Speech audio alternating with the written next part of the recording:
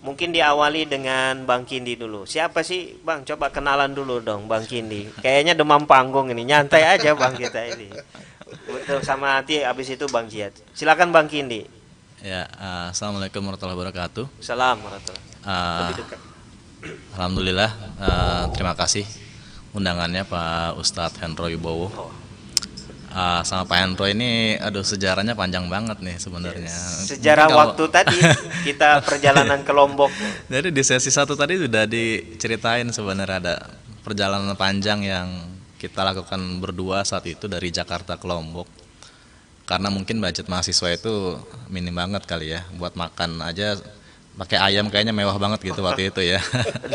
Jadi kalau harus naik pesawat ke Lombok kayaknya nyerah deh kita gitu ya. Akhirnya waktu itu, tapi kebetulan saya juga menikmati memang perjalanan darat naik bus. Jadi itu momen pertama kita ketemu mungkin sama Ustadz Hendro ini. Walaupun kita berbeda bis ya, bis armada waktu itu, ya, tapi bener. entah kenapa setiap bis itu berhenti kita bertemu Ya, gitu di tempat ya. peristirahatan. Jadi kita selalu bertemu dengan makan bareng gitu.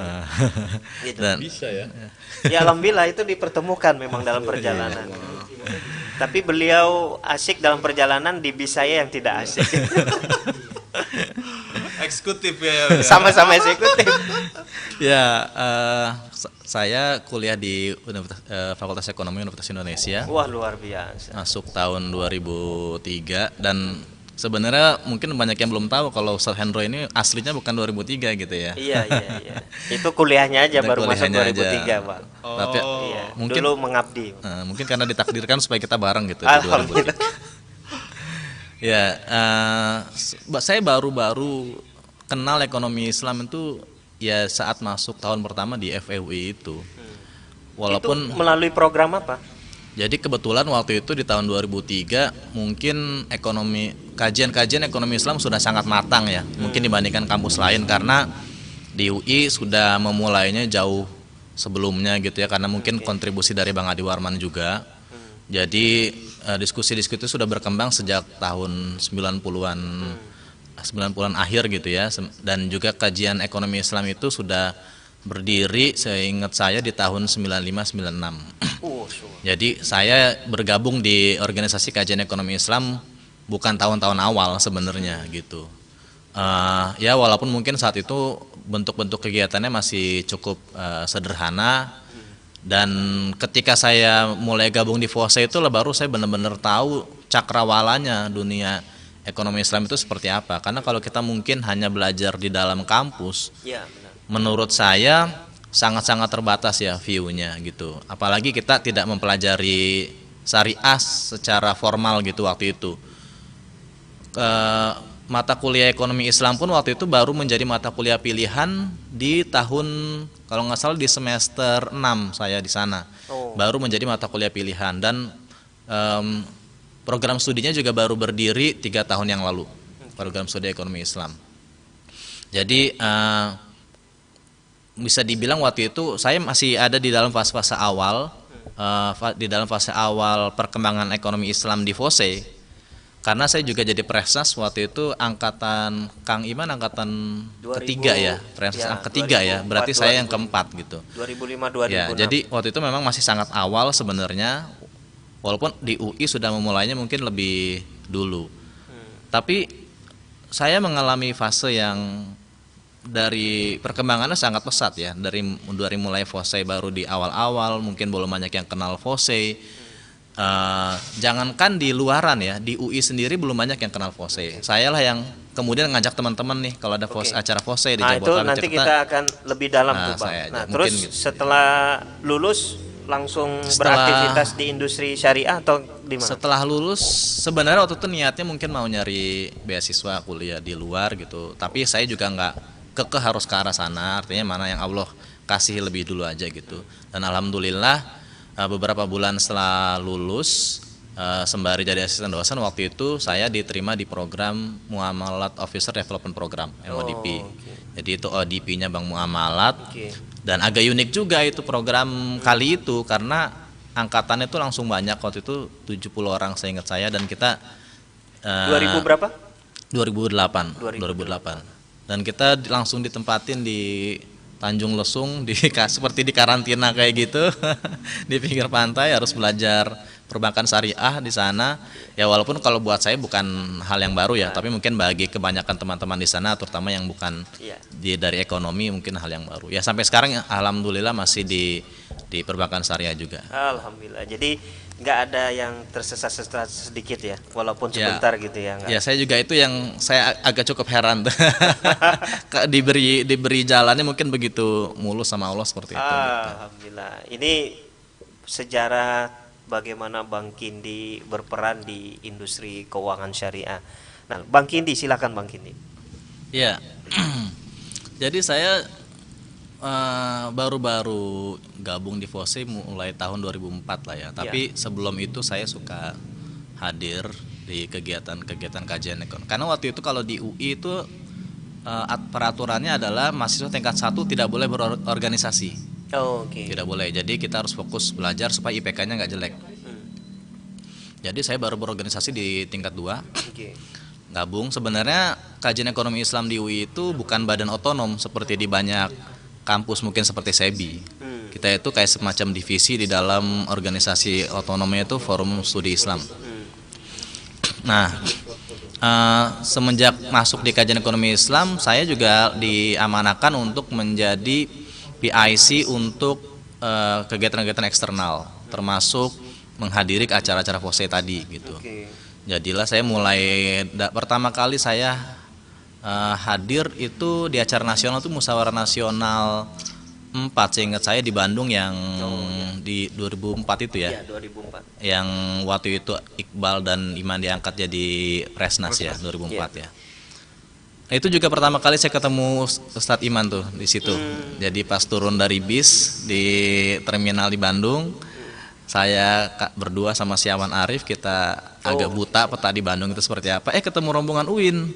Siapa ini gitu. Tengah malam jam 12 kita nggak tahu kontak panitianya Unpad itu siapa. Dari UI juga ya mau ke acara FOSE ya? Iya. Ayo gabung sama kita gitu. Itu yang dibilang Ustadz Iman waktu itu. Akhirnya dari mulai saat itulah saya mulai banyak berinteraksi dengan teman-teman FOSE di Munas itu ya. Dan saya ikuti terus rangkaian-rangkaian kegiatan nasional ya sampai setelah selesai menjadi presidium nasional gitu. Yang saya rasakan sih kalau menurut saya mungkin tadi juga sudah di sharing ya sama Ustadz Iman sama Ustadz Ari, memang kekeluargaan di FOSE itu sangat kuat sekali gitu. Itu yang saya rasakan pertama kali ketika saya menghadiri Musyawarah Nasional FOSE di Bandung. Walaupun saya datang hanya berdua dari UI dan belum sangat minim lah kenalan di FOSE. Mungkin kalau teman-teman Jabodetabek lain mungkin sebelum Munas sudah konsolidasi gitu, sudah koordinasi. Nah saya langsung datang di acara Munas, tapi yang saya rasakan kok kayaknya suasananya cair sekali gitu, hangat. Dan itu membuat saya pikir siapa saja yang masuk di FOSE itu merasa nyaman untuk berada di sana. Nah hanya setahun setelah Munas itu, berarti tahun selanjutnya Munas di Surabaya, saya sama sekali nggak kepikiran gitu loh. Saya hanya ingin datang mewakili UI, mewakili Jabodetabek gitu. Karena waktu itu yang diamanahkan menjadi koordinator regional Jabodetabek itu Setiawan Arif. Karena dia tidak bisa hadir, jadi saya juga mewakili UI lah, walaupun ada teman-teman UI yang lainnya gitu. Nah, entah kenapa di Munas itu tiba-tiba langsung muncul dukungan untuk mengangkat saya sebagai presiden nasional gitu. Jadi ya mungkin karena saya nggak banyak berpikir gitu ya, karena ini menurut saya sih amanah, mungkin ada harapan juga gitu di teman-teman FOSE saat itu, mungkin melihat latar belakang saya ataupun melihat perkembangan yang ada di Jabodetabek gitu saat itu. Ya saya insya Allah saya terima sih waktu itu dengan cukup lapang dada gitu. Nah selanjutnya ini bicara tentang suka duka ini abang berdua ini, ya kan, di FOSE. Kira-kira apa sih ya sukanya dan kemudian dukanya? Kalau tadi di segmen pertama itu kan menarik, ya, terkait dengan ini kan banyaklah sukanya begitu ya. Kalau dukanya ini kan sedikit karena memang orientasinya adalah benefitnya kan bukan hanya di dunia tapi luar biasa benefitnya sampai ke akhirat. Silakan Bang Kindi ini. Sukanya itu banyak sekali ya. Saya Nah, pikir diungkapkan. kita bisa punya silaturahim seperti ini gitu ya, walaupun sudah bertahun-tahun gitu ya pasca kampus tapi masih bisa berkumpul, itu saya pikir sebuah berkah tersendiri gitu yang masih dirasakan sampai saat ini gitu. Nah, di masa-masa di Fose saat itu saya pikir merasakan apa tadi yang saya bilang ya, momen kekeluargaan, kehangatan, keakraban di acara-acara nasional ataupun di acara-acara di regional ya, semua aktivitas Fose. Saya pikir itu jadi warna tersendiri buat dunia kuliah saya waktu itu yang mungkin ya di UI cukup dinamis, tapi saya pikir warnanya beda gitu. Kalau dia mungkin karena banyak yang fokus ke kuliah, jadi di sana kekeluargaan mungkin terbangun di luar kampus ya, gitu. Kalau di saat perkuliahan mungkin ya masih banyak seriusnya gitu, karena di sana itu belajar yang saya rasakan ya kalau di UI waktu itu ya, kita belajar serius aja belum tentu bagus gitu nilainya. apalagi Serius kita apalagi kalau saya pakai cara-cara radikal seperti Bang Jihad gitu, saya nggak tahu. Jadi IPK saya tuh even nggak sampai 3,2 gitu loh, sudah cukup struggling gitu. Jadi sedangkan kalau di Fose dengan kita mengikuti rangkaian kegiatannya itu kita sudah langsung merasakan kekeluargaan gitu loh. Dan bisa bertemu dengan orang-orang hebat gitu ya dalam sebuah, saya nggak pernah ngerasakan forum yang sebegitu dalam gitu lah, sebegitu mungkin banyak nuansa informal gitu ya, bisa ketemu tokoh-tokoh, dan sepertinya kalau yang saya rasakan mereka juga senang untuk diundang Fose karena banyak hal yang bisa mereka ceritakan ketika diundang Fose ketimbang mungkin diundang pihak lain gitu. Mungkin saya bilang waktu itu mungkin tadi belum sempat kesebut, ada salah satu tokoh yang sangat berkontribusi namanya Pak Wiwin ya. Pak Wiwin itu di PNM mungkin kita juga sering ketemu waktu itu ya. Nggak tahu sekarang udah di mana ya sekarang ya. Di mantan dirut PNM ya. Wah, itu beliau itu luar biasa juga waktu itu untuk setiap saat diundang teman-teman Fose itu hadir gitu. Saya ingat waktu itu saya sebagai Presnas bertanggung jawab juga untuk Temilnas di Purwokerto waktu itu. Beliau hadir walaupun waktu itu waktunya sangat mepet, tapi karena di Purwokerto nggak ada bandara, beliau harus landing di Yogyakarta dan menempuh perjalanan 5 jam lewat darat dari Yogyakarta ke Purwokerto.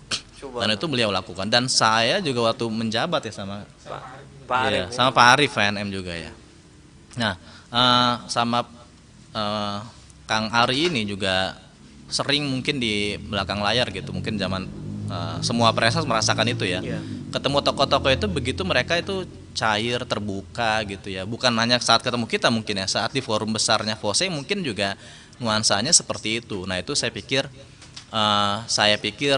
hal yang tidak kita dapatkan kalau mungkin kita bertemu mereka di forum yang lain gitu. Karena ketika mereka mungkin harus berbicara di forum BI gitu ya, waktu itu belum ada OJK, atau di forum MES atau apa, itu mungkin karena mungkin mereka juga waktunya lebih singkat gitu. Jadi tidak banyak yang mungkin bisa di sharing dengan oleh mereka dengan begitu leluasanya gitu ketimbang ketika mereka hadir di acara Fose.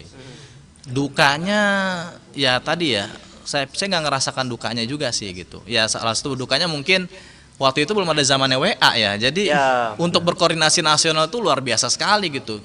Telepon aja waktu itu masih mahal gitu. Saya ingat waktu kita masih zamannya Jarkom gitu ya, SMS harus kita kasih ke satu orang dan harus diteruskan gitu sampai ke orang yang terakhir, belum tentu nyampe ke orang yang terakhir juga gitu. Dan itu biayanya untuk kantong mahasiswa saat itu cukup besar gitu ya. Alhamdulillahnya saya waktu itu punya beasiswa yang sangat lumayan untuk menghidupi kegiatan saya di kuliah maupun beraktivitas sebagai Presnas. Jadi tantangan-tantangan seperti itu ya alhamdulillah bisa dilewati dengan cukup baik lah. Walaupun kalau saya kepikir saat sekarang mungkin lebih banyak hal yang bisa kita lakukan kalau misalkan saat itu sudah ada WhatsApp, semua orang bisa mengakses YouTube kayak gitu ya. Tapi nggak sesemangat yang tapi bedanya mungkin militansinya juga berbeda gitu. Dan waktu itu saya ngerasakan wah bisa ngumpul malam-malam di saat telepon susah, kita nggak tahu juga posisi di mana, udah nyampe belum gitu kan. Kalau sekarang udah nyampe mana, tinggal di WhatsApp gitu. Ya. Alhamdulillah kita bisa ketemu gitu. Mungkin malam-malam waktu itu acara sampai teman-teman Fossil Jabodetabek waktu itu beberapa kali bikin mabit, itu pesertanya juga luar biasa gitu. Dan saya pikir kalau saya belum tentu merasakan hal yang seperti itu kalau di organisasi lain kan gitu. Luar biasa. Ini ada masuk nih 2 chat ini pertanyaan. Ini kayaknya adik kelasnya Ustadz Idman Nimatullah ini dari Mas Fikri nih. Nih Bang, mau tanya kan gitu pertanyaannya. Kenapa ya dalam hal SDM ekonomi syariah murni ini rasanya masih agak di nomor 2-in gitu. Nah, banyak masuk yang pro hire dari orang-orang yang kurang jelas jejak ekonomi syariahnya. Nah, salah di kami SDM, salah di kami SDM atau di institusi yang merekrutnya. Nah, ini kayaknya lebih cocok Bang Kindi ini kan yang menjawabnya gini. Padahal tadi di segmen pertama, alhamdulillah ya kita sudah menghadirkan Bang Arif Rosyid sekaligus selaku dari Komisaris Independen Bank Syariah Mandiri. Bahkan itu kan secara latar belakang sama sekali nggak nyambung. Dokter gigi kan harus ngurusin bank kan begitu. Nah, silakan Bang Kindi ini. Ya, ini sebenarnya lebih cocoknya nanti di sesi yang tentang keuangan syariah nih ya. Ya, Tapi nggak apa-apa. sedikit Dan lah ini. menurut saya kalau Ustadz Iman yang jawab ini mungkin lebih menarik gitu, karena beliau sebenarnya pakar SDM juga gitu, pernah di divisi HRD Bank Muamalat dan sering mengisi training SDM. Tapi mungkin sejauh yang saya ketahui ya, mungkin jawaban saya seperti ini. Apakah SDM syariah nomor 2 kan saya bisa jawab tidak, karena saat ini prosesnya itu sudah sedemikian independen, transparan, dan semuanya berbasis kompetensi. Nah, sekarang tinggal pertanyaannya, apakah kompetensi untuk menjadi SDM di industri, katakanlah industri keuangan syariah, hanya kemampuan ekonomi syariah? Ternyata jawabannya tidak gitu. Kayak tadi mungkin, apakah untuk menjadi komisaris di bank syariah harus punya atau kompetensi utamanya yang paling utama adalah ekonomi syariah? Tentunya tidak, karena yang mengangkat komisaris saya harus kasih view-nya juga ya. Dalam kacamata pemegang saham, yang lebih diutamakan adalah katakanlah kemampuan leadership dan kemampuan untuk mengarahkan gitu. Nah, sekaligus juga mungkin juga network, gimana dia bisa membantu bank syariah yang dia berada di situ untuk lebih maju gitu. Salah satunya katakanlah kalau Bang Jihad ini pakar sekali nih urusan networking gitu.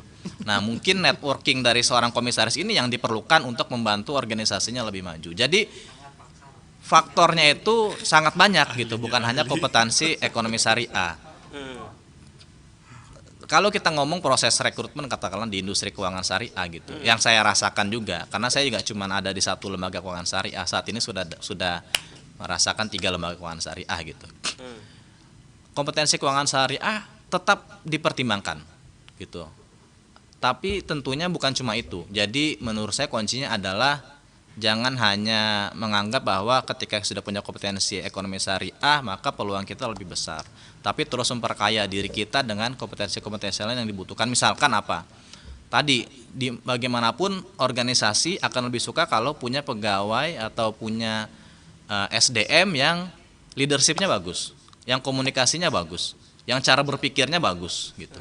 Tentunya kita harus mengevaluasi diri kita, sudahkah kita memenuhi kriteria tersebut gitu.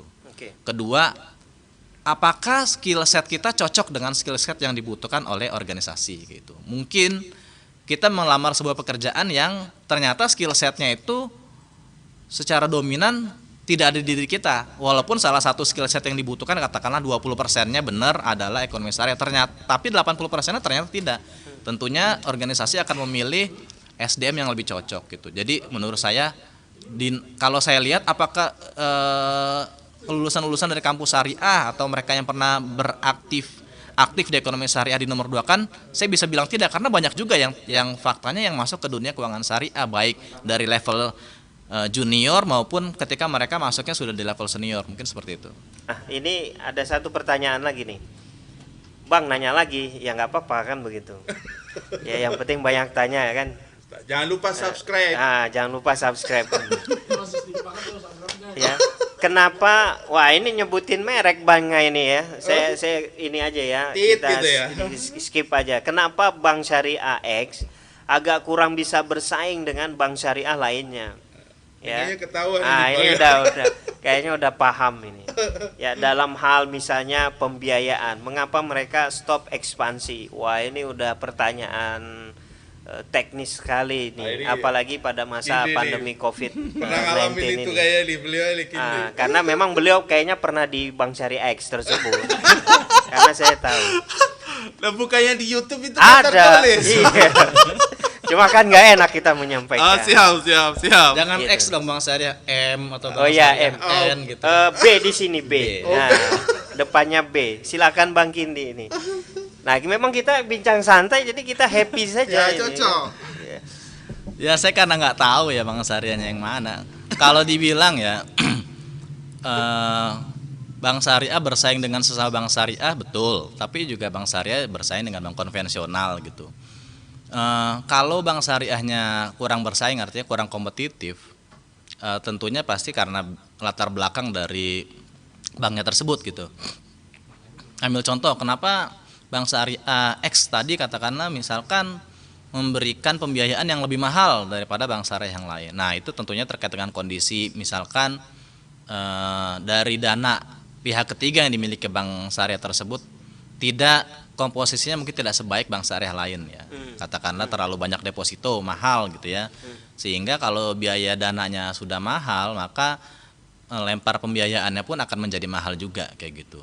Mungkin ada bank syariah yang lain yang setelah lebih dari 15 tahun beroperasi dana murahnya mungkin sangat baik gitulah kondisinya sehingga pembiayaan bank syariah ini bisa lebih murah ataupun bisa jadi sama kompetitif dengan kredit di bank konvensional. Jadi bukan karena bank syariah yang pengen gak kompetitif kayak gitu, tapi karena kondisi internal masing-masing bank itu berbeda dan mungkin juga strateginya mungkin memang ya dengan dia punya produk yang seperti itu nasabahnya masih jalan gitu, masih banyak yang mau walaupun mungkin si A ini yang nggak jadi ke bank syariah itu ya mungkin tidak masuk ke dalam kategori target marketnya bank syariah itu mungkin gitu ya. Sementara target marketnya mungkin jalan terus.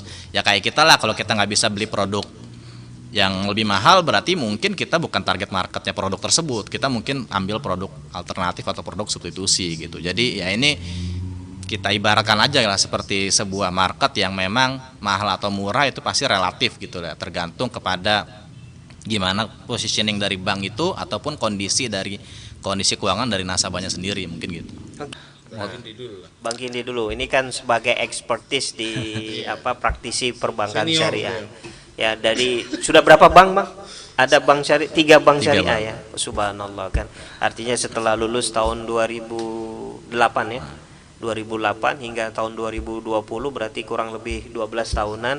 Nah, ini sudah berkiprah di 3 bank syariah dengan warna bank syariah yang berbeda-beda. Pasti lebih jelas penghasilannya juga berbeda-beda. Nah, Bang, ya berarti sudah kelihatan. Silakan. Ini alhamdulillah Bang Jack hadir ini yang dari Surabaya gitu. Silakan Bang Kindi. Ini kayaknya audiensnya ini kelas berat semua ini kayaknya. Tadi kalau antum cerita katanya masih banyak yang kinyis-kinyis nih. Ternyata nama-nama yang disebutin kelas berat semua nih kayaknya audiensnya. Ya, motivasinya saya pikir hampir dari semua kita sama ya. Kita punya ketertarikan bersama terkait dengan ekonomi Islam sebagai sesuatu yang unik gitu, sesuatu yang kayaknya kok bikin rasa pengen tahu ya, courage untuk mendalami gitu seperti apa sih ekonomi Islam itu gitu. Awal mulanya seperti itu dan ternyata setelah kecemplung di situ kok kayaknya menarik gitu untuk terus pertama dari itu kan slogannya FOSE ya, dakwah uhuwah ilmiah gitu ya. Itu yang mungkin nggak ada atau saya pikir warnanya itu tidak sekental di FOSE gitu. Jadi di FOSE kita bisa menjalankan ketiga-tiganya sekaligus gitu. Kita juga menjalankan dakwah di bidang ekonomi Islam, kita juga Kalau yang jurusannya syariah ya pasti sudah satu aktivitas lah antara di FOSE ataupun kuliah. Kalaupun jurusannya bukan syariah tapi tetap sama-sama di ekonomi kan, bisa mewarnai jurusannya atau aktivitas kuliahnya dengan topik-topik syariah gitu. Saya juga waktu itu bisa terbilang cukup militan ya, karena waktu itu di tahun 2008 dan sebelumnya mungkin masih sedikit tesis-tesis atau skripsi yang mengambil topik syariah gitu. Bahkan yang saya sayangkan saat itu adalah banyak teman-teman saya yang di kajian ekonomi Islam ataupun yang teman-teman di forum studi Islam mungkin ya, atau mungkin ya kondisinya sama lah mungkin di teman-teman di kampus yang lain yang bukan jurusan syariah. Sudah kita mengerti syariah tapi kita tidak menjadikan syariah itu topik skripsi kita. Padahal itu adalah salah satu cara kita untuk mewarnai tempat di mana kita berada saat itu agar lebih kental nuansa syariahnya kayak gitu. Nah, jadi kita di FOSE itu bisa sekaligus menjalankan aktivitas ilmiah kita sambil kita menjalankan aktivitas dakwah di FOSE itu sendiri, sekaligus kita dapat benefit uhwah tadi gitu loh. Kebersamaan, kekeluargaan yang sampai saat ini masih kita rasakan gitu. Jadi saya pikir itu motivasi yang membuat kita terus-menerus kayaknya pengen ada di sini. Dan satu lagi mungkin tadi yang belum disebutin ya, FOSE itu adalah organisasi nasional yang sampai saat ini yang saya ketahui dan saya rasakan masih murni pergerakan, tidak ditumpangi oleh orang-orang yang pengen punya tujuan-tujuan motif politik atau motif pribadi dengan menunggangi organisasi. Saya pikir itu salah satu kelebihan FOSE mungkin dibanding organisasi yang berskala, organisasi mahasiswa ya, yang berskala nasional yang lain, dan itu harus terus kita jaga supaya semua orang yang di dalamnya itu tetap merasa nyaman dan tetap termotivasi untuk berdakwah ekonomi Islam melalui FOSE. Mungkin itu dari saya. Ini juga ada dari teman-teman di KC Unida Gontor, Mas Arta. Ini bagaimana trik dan tips bagi kami pemuda ekonomi Islam, ya, ekonom robani yang akan lulus kuliah S1. Sebagian dari kami masih bingung untuk menentukan pekerjaannya. Nah, ini mau kemana kita? Bang Kindi ini dengan pertanyaan ini, apa trik dan tipsnya bagi ekonom robani menentukan setelah mungkin mereka rata-rata sebentar lagi nih di masa-masa akhir ya studi mereka. Nah, apakah ke industri keuangan syariah atau non keuangan syariah, ya artinya ada sektor bisnis ya kan, atau di sektor sosial ada lembaga zakat dan lain sebagainya. Ya, saya pikir antum sendiri juga sudah paham sih sebenarnya ya bagaimana mungkin menyiasati pertanyaan-pertanyaan seperti itu gitu. Mungkin sekarang kondisinya jauh lebih baik dibandingkan zaman kita dulu gitu. Sekarang kalau kita mau lihat apa wawasan tentang apa, kita tinggal buka YouTube. Kita pengen tahu apa lagi nih yang harus di-upgrade sebelum lulus kuliah S1, ada di YouTube gitu ya. Ataupun ada di sharing Instagram dari motivator-motivator yang sering muncul di medsos kayak gitu. Kalau zaman kita dulu mungkin ya pertama forum online itu hampir nggak ada. Paling banter kita ngaksesnya Yahoo Groups waktu itu ya. Ya benar. Friendster juga nggak seasik Facebook sekarang kayak gitu, ya. Dan masih sedikit lah penggunanya. Hanya chatting saja ya. Hanya chatting aja waktu itu. Nah, jadi kalau saya pikir dari resource yang sangat berlimpah saat ini, mumpung belum lulus S1, perkaya diri lah. Kayak tadi kan ada pertanyaan, kenapa kok nggak? Saya udah di SDM di kuliah di syariah, tapi kok nggak diterima, atau banyak kakak kelas saya yang sulit untuk masuk industri keuangan syariah. Nah, mumpung belum lulus, coba skill antum semua ini di-upgrade dulu lah. Oke, sudah belajar syariah, selanjutnya apa yang dibutuhkan gitu. Saya pernah sharing juga dengan Ustadz Hendro. Waktu itu saya kasih masukan. Ini di SEBI, saya tahu kuncinya kenapa banyak yang nggak lulus, karena ada satu tes yang namanya tes potensi akademik, TPA. Setelah diskusi kita waktu itu, sekarang udah mulai sering ya dan rutin diadakan di SEBI, dan saya lihat juga waktu itu impactnya sudah sangat positif. Seperti misalkan saya ambil contoh di BNI Syariah tuh udah banyak teman-teman SEBI, di Muamalat beberapa syariah sudah mulai banyak, walaupun itu bukan salah satu indikator, tapi kuncinya tadi gimana kita itu bisa mengupgrade diri kita tanpa kita harus hanya monoton disuguhi dari apa yang ada di kampus, tidak, karena untuk bisa mengupgrade diri kita itu sekarang salurannya sudah sangat banyak gitu. Jadi kreativitas sendirilah yang akan menentukan gitu. Terakhir closing singkat saja dari Bang Jihad dan Bang Kindi, singkat saja. Dari saya, mumpung teman-teman sudah ada di dalam FOSE, jadi tetaplah istiqomah, tetap konsisten, dan selalulah percaya diri bahwa apa yang sudah dilakukan itu sudah benar, antum semua sudah di jalur yang benar, dan bagaimana kita ke depannya tidak kemudian keberadaan antum di FOSE itu menjadi salah gitu. Itu adalah jalan yang mungkin Allah sudah tetapkan untuk kita masing-masing, tetapi tetaplah yakin bahwa ekonomi Islam adalah wasilah kita, cara kita untuk kita berkontribusi bagi diri kita sendiri maupun ke masyarakat, mungkin seperti itu.